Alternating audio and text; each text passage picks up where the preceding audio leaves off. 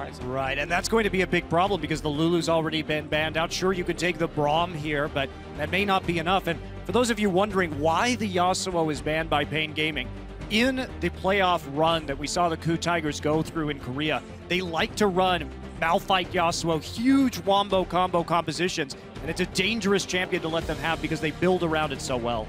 So these early picks for paiN Gaming, I'm not convinced. Again, I was expecting them to, they can still take Kalista later, obviously you don't have to early lock it with Mordekaiser being there, but look at the picks KOO Tigers are getting. You now have a perma-pushing mid laner with a Nash's Tooth who says, oh, you have a dragon, by the way? Join my lane. We can take this tower. I'm already pushing it in for you. You have a solo laner in Darius who can handle himself in these poke compositions so well as well. And here's the thing that might come in, too, is the Blitzcrank, because Mordekaiser Blitzcrank is an incredibly strong lane in the laning phase. And the way you want to play around Mordekaiser compositions is just sit at the dragon early, set up a ring of wards, grab somebody, kill them immediately, take the dragon, then siege with that Azir. So this is something that may happen. They're waiting a little bit later in the draft.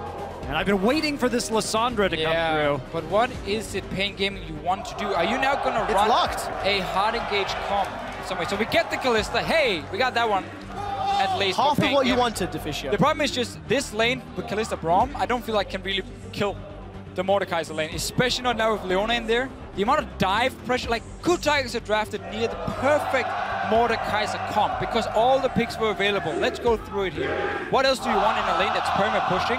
You want things that can dive. What does Elise do the best? She dives towers so effectively. Together with Leona, the amount of CC is insane. And how do you play around that dragon? You create picks with the Leona, does act in a way as a single target CC champion, just like the Blitzcrank does. And one thing is, the other champion that Gorilla's been spamming in solo queue, which surprised me alongside Tom Gedge, tons of Leona games here in Europe. So definitely, he's showing a bit of his hand before going into the quarters. You need wave play if you're paiN Gaming, so Victor is correct in the mid lane. But this comp, I mean, when you see a Mordekaiser and a Darius, you normally say, okay, we need to be able to kite them. Because Mordekaiser in the late game, as a melee champion, it becomes very difficult for him to get that 3 hits on his Q. One-shot that AD carry, so you kite him and you kite him. You still gotta get past the early game. Now paiN Gaming has drafted a comp where there's some elements of hard engage from Alessandro Gragas, but you do not want to dive onto the Mordekaiser. He wants you to do that. To me, this just reeks of their last game. We take a look at their composition in the last one, and there's a little bit of a mixed message being sent here by the composition, and I have to say it's going to be probably very tough for them to handle KOO's comp. Well, laning phase, all important. RTT himself talked about the early game strengths of paiN Gaming. KOO showed no weakness in their early game against CLG. And we're going to see Mordekaiser again here in the World Championships. This time paired with Leona. It's not the Blitzcrank kill lane. This is the go forward. This is the go forward kill lane with Leona. Leona is close enough. Again, it's all about perma-pushing with double relic shield, set up tower dives with the Elise coming down, and then you take the dragon, you move into lane where he is already pushing, and that's a free mid tower. Wow, it sounds so easy. KOO already showed how easy it is for them to execute high quality strategies a moment ago. And now we're going to see if they can close out paiN Gaming. Remember what is on the line. If KOO Tigers win this matchup, they guarantee themselves a flight to London and a spot in the quarterfinals. Seeding to be determined. But for paiN Gaming, if they lose, they are flying back to Brazil. Everything is on the line for them. For paiN, they need to win this, and they need KOO to lose more games today for them to stand a chance, or rather, still do a flash move. And it seems to me that paiN Gaming, instead of saying we will pick a lane that can kill the Mordekaiser, they're picking a lane and a composition that can be fairly difficult to dive. Braum is in there, and then TP Lissandro, who can join in with the mass amount of CC. We might see just a big party in the bottom lane. Victor will not be able to follow, though, really for himself. My main issue with the Braum pick here is there really isn't anything that Unbreakable is going to block. You know, that it's not really a very useful ability against what KOO Tigers have on the table. So Braum, I feel, is really not an ideal pick in this scenario. Denied it from Gorilla. Yes, that was it, basically. But it has been a comfort pick for paiN. In almost every game, they will early pick that Braum for Dioud down in the bottom lane. So it seems to me him just saying, you know, I need this pick right here. I don't want to try and risk running a lane where we have to kill them. So I can always entertain themselves. The French crowd is always entertaining. A lot of help from the French casters. Even chanting paiN game, just a heads up, it's BRTT that did pause for some graphic settings he wanted to fiddle with. He will be back in game very, very shortly. Very concerning if the screen is already grey now. It was just early game that paiN got an advantage the last time they faced KOO, which dragged the match out. They will not find themselves a target yet, but paiN is fully committed to this invade. We've seen that about paiN, right? Is that they do have those good early lane swaps. They've been able to make some plays on the map. They seem to understand how to take small advantages in the early game, but when it comes to the jazz part of the game, they're gonna kill the ward. But when it comes to the jazz part of the game where you have to go off the sheet music and make it up as you go along, that's where it's not so. Oh, they got two. Actually, I don't think I've ever seen 2 wards killed in that shorter space of time. Smart little adaptation. So we had the record shortest game, the record longest game, now the record number of ward kills before 90 seconds. Beautiful. Record number of wards by 2 players. Put it there. Nice. I'm pretty sure that that's an accurate statistic. Well, denies the information, so paiN Gaming now either have to guesstimate. I mean, it's very clear what KOO Tigers is like. Guys, let's get standard lanes and let's just push it into the tower. So it's very smart. They're sitting there waiting, denying it. So now paiN Gaming has to make the guess, and it will be standard lane. So Darius also gets his lane up top. Obviously not ideal. Sandra is a very good matchup into these melee champions. But we're gonna have to see Mylon make plays on the bottom side of the map. The French crowd is still going, just for the record. Wave is never ending.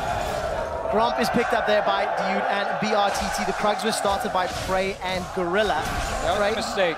Dioud got the last hit on the Gromp. Not giving that XP to BRTT. Just taking a look at the summoner spells. Cleanse for Kami in the mid lane. Flash Exhaust for paiN's Mordekaiser. Kami taking a lot of trades from those Sand Soldiers. Yeah, down the bottom lane, BRTT used his sprint. One tick too early. They will still get a good trade on the Gorilla with the level 2 support, but the problem is now the BRTT obviously is going to be slightly behind in experience, especially because Mordekaiser is this weird passive where he just gets full experience in a 2v2 lane. Kind of unfair. Very unfair, in fact. I wouldn't call it weird. I would say imbalanced would be the word I would use for it. But there you go. Permanent ban, except for right now, we're seeing it in this game. Well, let's see what paiN can do with it. Mordekaiser a couple of wins under his belt. Kami is continually being chunked down. Kuro showing he can play as Zia, and it is a very real threat. This matchup has shifted a little bit after some of their early game nerfs that came in to Victor especially. So it's a little bit easier for the Zia to trade with him in the start, keep shoving in the wave, and then Victor has to get that upgrade, start instant wave playing back. But a big dragon is going to appear, and he does not care about Victor's laser. Well, last time our H2K ran it, Defisha, you didn't shut up about that dragon. Because we may have to rein it back in. We may have to rein you back in. To be fair, H2K did not use the Mordekaiser that effectively. No, they didn't, because that was one of the big things. With the Mordekaiser Dragon, you don't want to be attacking the turret. You want to be pushing the dragon next to the turret and auto-attacking their wave clear with the dragon to push them off the objective, and just use that zone to push down the turret with the rest of your champion. So it was a bit of a misplay right there. That is how you play Mord right now. Let's find out if KOO can rally themselves up under a little bit of pressure from BRTT and Dioud, shoving them in this top lane. Mylon, Lissandra, the soft or quasi counter to Darius, and we'll see how effective he is. Again, Kami just coming away worse for weight in these trades. He's gone through all of his consumables as well. The problem for him in the lane is always keeping even at the top. So keeping even in farm for now, but has to go back and let's see. It's gonna be a 2v2 or 2v1 top. Beautiful apprehend into Cocoon, and it's just so simple. Smeb even gets the kill. 2 games in a row with Darius first play. Yeah, you see Hojin right there using that repel, but realizing that the bleed from Darius is going to stop it. Here's some more fighting in the bottom side. Dioud's in trouble. The pop from paiN not going to come down. BRTT and Dioud forced to back away. Look at how advantageous that trade was. Kuro again shoving Kami out. So no surprise the KOO Tigers are winning the bottom lane against the Braum. Kalista in there. We see the trades happening, but mid lane being won by KOO Tigers, and now the top lane as well. All across the board, they are just winning the lanes. 600 gold already in the advantage. paiN and Gorilla just continuing shoving up with that Harvesters of Sorrow. Level 5 on paiN. And we can see some deep vision placed for Hojin. Kami is in a little bit of trouble. Look at the ward around the Wolf camp. Hojin and KOO may set themselves up for an early dragon if they can force paiN away. Well, look at what happens on the map now. When you have so many winning lanes, especially 2 lanes next to each other, this situation mid and bot lane, how easy it is for you jungler to just walk into the enemy jungle, set up a bit of deep ward, take away a camp, maybe smite the walls to get more vision. Smeb on the top side, he has some flash ready. Well, they need it, but Mylon actually used that Ring of Frost much earlier on, so no follow-up CC from the body slam. Sirt is going to be forced to back away. Mylon just throwing out those ice shards, trying to keep Smeb away. Even though the Darius, of course, does have that limited mobility at the top side, he already has boots too, so he's pretty damn speedy at this point in time and easily able to run away from that gank attempt. And I mean, right now, KOO just waiting, just farming up. It's all about that dragon, how well they can play around on it in the next few minutes. Go back, get your components towards the Rylai's, keep engaging with Leonic, because then W gets connected, and you cannot trade with that. Braum has to just back away, he's too low damage of his support. You need double range to poke out that Mordekaiser and also push it back. That's the key thing. One thing BRTT can do is go Hurricane first, just to try and counter the wave clear coming in, like how fast Mordekaiser can push it back, but his damage with it is just not going to be that great. The problem is while that counters the wave clear, it doesn't offer really anything for the team fights that have to be happening around the dragon, because if he's using Hurricane, he has to hit multiple targets and have to back off the turret right here. And if he hits multiple targets, he's in range of Leona, he's dead. Yeah, Children of the Grave is available for prey. Gorilla looking for the dive, getting closer to level 6. The Solar Flare, which is not going to connect to the Cocoon this time around, but Mylon's going to back away. I don't like what Hojin is doing, because he knows he doesn't want to dive this early on in the game against a 2v2 lane. So he just keeps getting Smeb ahead, because what's going to happen then is Smeb with his advantage, he's going to take it and bring it to the bottom lane as well with teleport. And suddenly you have a 4-man squad down there for KOO Tigers that's basically unkillable, because they've been winning the lane so much. And then you can start setting up the dives, and then you take the dragon, and then you start going for it. And I like the addition of Azir with this Mordekaiser. It's going to make taking towers so much easier. That Arise with the W, use the soldiers and the dragon to zone everybody away and counterbalance some of the weaknesses of multi-melee carries. And it's just all KOO Tigers. We're 8 minutes in and they've already got themselves CS advantages on every lane, really. And a gold lead thanks to First Blood. Well, and their farm advantage too, right? Smeb's been doing a great job of holding his own in that top side, turning it in, turning the First Bloods into an even greater lead. And here he goes again. Ooh. Just out of range for the Apprehend. The CPITT goes for Cutlass first, so he wants to sustain, he wants more single target damage. Again, the problem is, if you cannot push back the wave, you will be stuck under your tower, and then it's no longer 2v2 lanes. It will be 2v3, 2v4, maybe even 2v5 if Kuro wants to join in and have some fun. And that's where it starts becoming a big, big problem for this Kalista Braum. So, or you just take Dragon for free too, you don't even have to dive at that point. Do that, you push it in, poke him down, kill Sirt. Sirt's in so much trouble. He flashes away, followed by the repel. Hojin's going to get into the body slam. Gets caught out, and it's actually one lost auto attack that secures it. The Glacial Fissure has come down, but it's in fact paiN that's got himself a kill. The teleport followed through from Mylon. They're trying to focus Mylon down, in fact, after TPing in. Gorilla and paiN, they are going to take a turret shot. A second one, and paiN's going to be forced to get out. They almost won. What was a 2v3? Well, Gorilla was actually minion blocked there, so he couldn't actually escape that, but it was Mylon coming down with the teleport, Smeb not willing to follow that one up, so they do trade 1 for 1. But now KOO Tigers with the TP advantage right when they want to take Dragon. And you have early AP now on your Mordekaiser. Rylai's first item, we see it almost every single time. I think paiN could easily have moved his Ghost. paiN might be in trouble. Out of range. He might get killed by Mylon. Oh, look at that. The Ring of Frost locks him down. Braum passive is going to be up. He has that TP advantage. paiN flashes forward aggressively. Gets some HP back from the Harvester of Sorrows. Mylon's going to trade autos. Gets taken out by Smeb. We do see Dioud rocking up. BRTT is going to try get away with that passive. The Marshall Boys. A slam dunk from Smeb. Says you will go home, and KOO Tigers look for the tower as well. We keep seeing why teams like this Darius pick, because once he gets rolling, he can just get out of control. A massive bruiser with so much damage in the front line. Well, you know, it's one of those picks that's very polarizing, right? Because we've seen a lot of players try him out and he really hasn't been that effective. But if you know how to play him aggressively and you can keep track of your enemy's cooldowns, and I think that's really the most important part of Darius, keeping track of those, and you can really go in and clean up. And there's the dragon coming out. And remember, Mordekaiser doesn't have to be close to the dragon. He can move it across the entire map. He's back at base now, and his dragon is trying to be annoying near tower and hit Kami in the head a few times. Just tank up to let Kuro get some damage. So this is how you use it. Kami's losing the fight to the ghost of Dragon Past. He'll get dropped eventually, but forced away.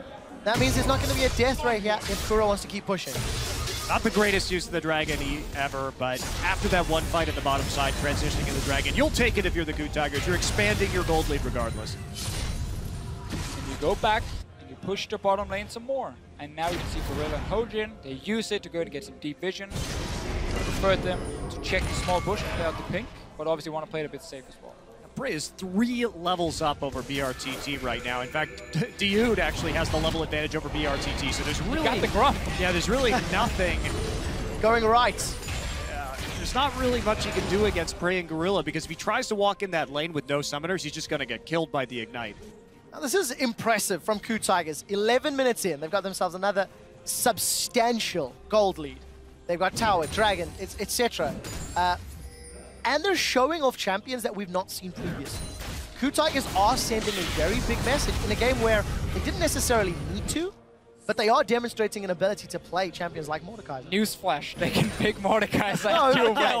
Okay, of course. But let's remember that paiN Gaming wanted them to pick the Mordekaiser. They banned Yasuo as the last one. Kuro taking a lot of damage though. It is indeed. The Starfield gets the stun, but the Chaos Storm's already worn out. And Kuro's going to be able to get away. Kami just did not have the AP for that to work. But again, paiN Gaming said to KOO Tigers, we want you to pick Mordekaiser. We could ban it as the last one because Lulu got banned by KOO Tigers. It could make this a standard. All 3 top tier picks are gone. This strategy against it though, I just do not agree with. Picking a bottom lane that's not going to win against the Mordekaiser 2v2. Obviously the plan was to use the Sandwich and just camp the bottom lane with TPs over and over and over. But you also gave away Elise. You took the Gragas yourself. Gave away Elise, so there's a stronger early jungler on the side of KOO Tigers, where their composition shines in the early game. So paiN Gaming is giving away too many good picks for KOO Tigers. Sirt's down. Caught by a cocoon, and it's just coming apart at the seams. Well, there was a pink ward in the river, so they know it was absolutely free to walk up into that blue buff. They had the timer on it. Now they're really going to be putting the pressure on. Smeb has already pushed out the top lane, so he can just sit here and auto the turret right in mid. That's going to be the mid turret going down in the first tower of the game. And this really just opens up absolutely everything for KOO. Exceptional play for the KOO Tigers. Their decision-making, pressure on the map. Smeb 40 CS up, 60 CS for Prey over BRTT. This early pick, Braum, as Deficio has highlighted many times, simply just not paying off. And for paiN, the only option is now wave clear from Sirt and Kami to stall this out. But I feel like Darius and Mordekaiser are just so far ahead, it's highly unlikely. Double the CS for the Mordekaiser. And Dragon should be up in about 3 minutes time. He's obviously looking to secure that one. And in a group that a lot of people call the weakest group at the World Championship here, Group A, we're still seeing a KOO Tigers team who are showing that early game for them, they can make great plays. CLG, 2 games in a row, they were so dominating from the start, outplaying mechanically CLG.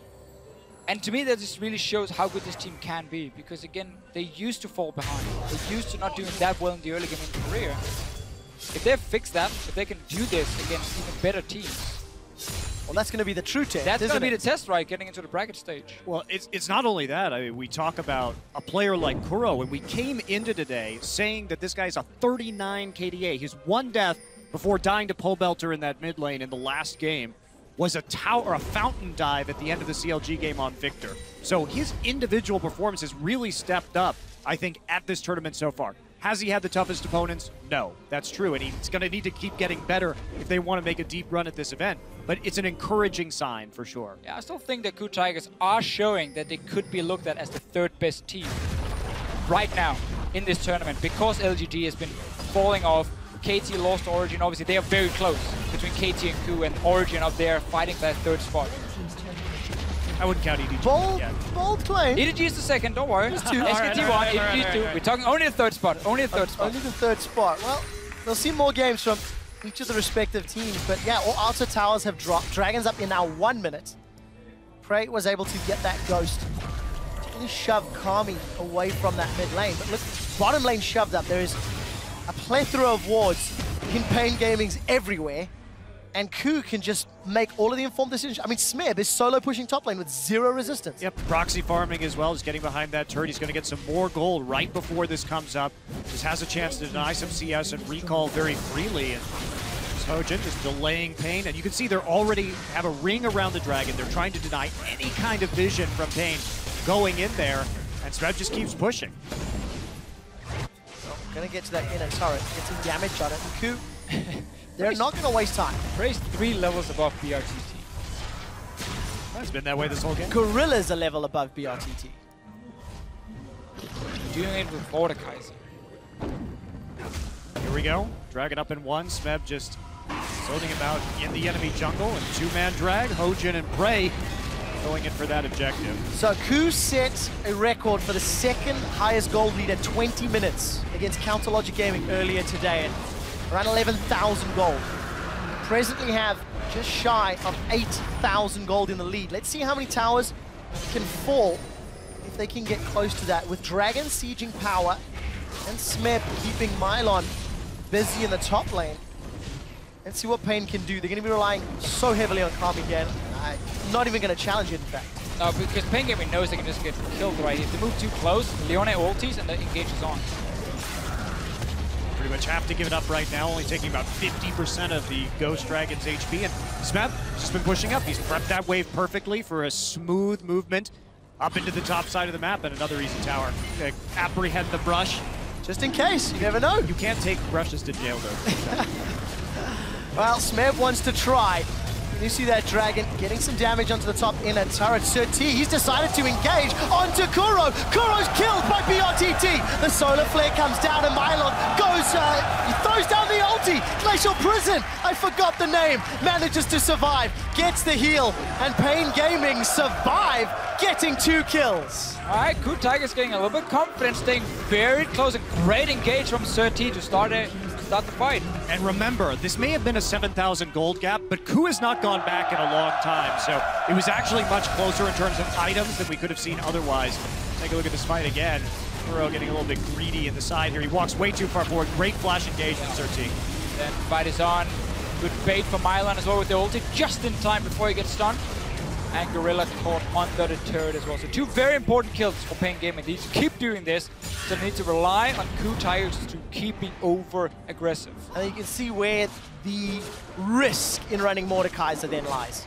Taking towers, even with a substantial gold lead. Yes, it hadn't been spent necessarily, but very challenging without that ranged auto-attack champion to take down the tower. Obviously it becomes harder for Mordekaiser when it comes to these towers, because Dragon, once your team gets more damage, they can take down that Dragon.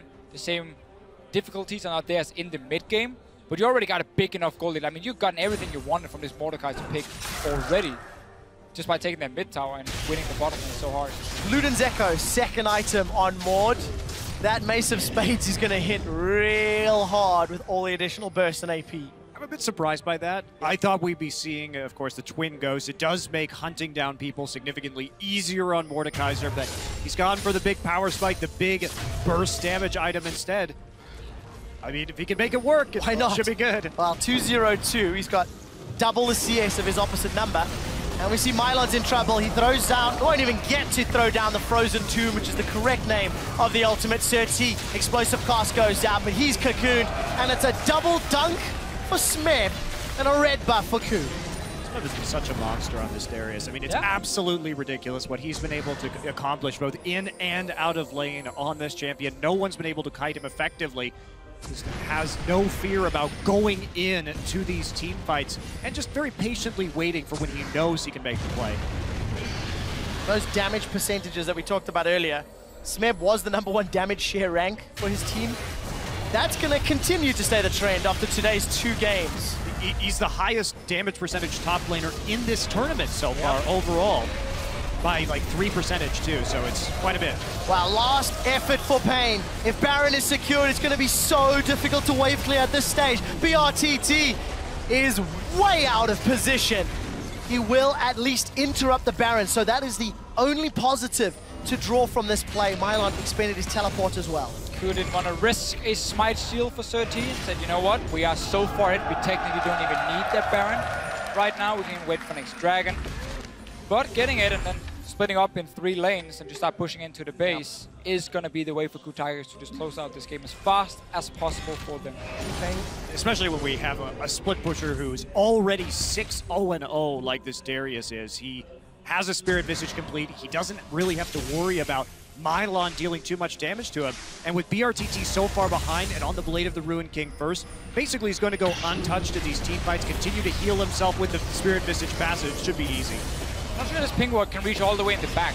It's honestly a very bad ping ward being placed here because he doesn't see outside the pit around the corner and he doesn't see the back of the pit either.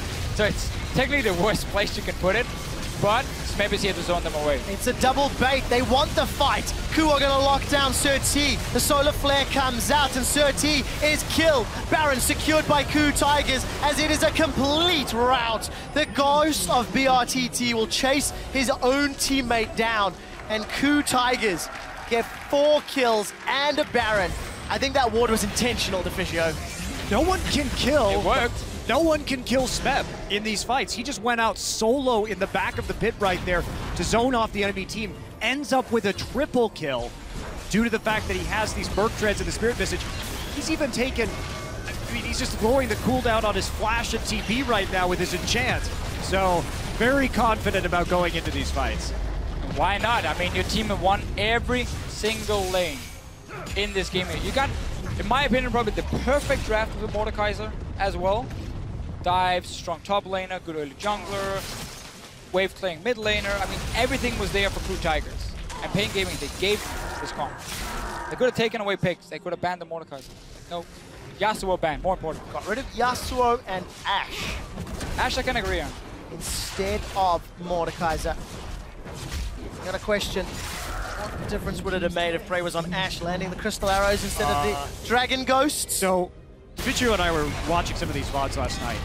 Prey's use of Hawkshot is nuts. Like, it's almost perfect in the way that he played the early game against CLG. KOO always knew where everyone was on the map.